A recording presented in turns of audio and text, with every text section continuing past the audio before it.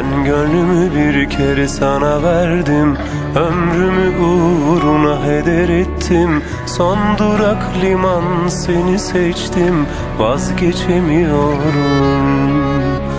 Gururu kibiri evde bıraktım, en yalın halimle sana aktım. Gözlerime bir kere ışık yaktın, vazgeçemiyorum. Ölen kayıp şehirde, aşkınla sürgündeyim. Belki de sürüne sürüne tutsam gözlerine. Delice delice tutkunum sadece, kızıyorum en zayıf halime. Sevsen de sev sevme, umrumda değil. Of, ölen kayıp şehirde, aşkımla sürgündeyim. Belki de sürüne sürüne tutsam gözlerine. Delice delice tutkunum sadece, kızıyorum en zayıf halime. Sevsen de sev sevme, vazgeçemiyorum.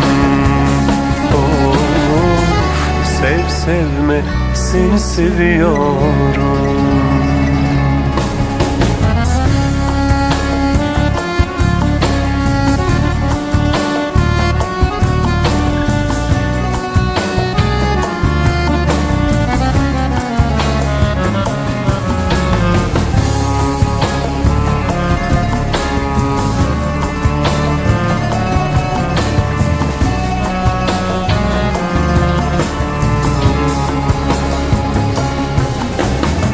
Gözlerim doluyor gecelerde, en yalın en küçük hecelerde.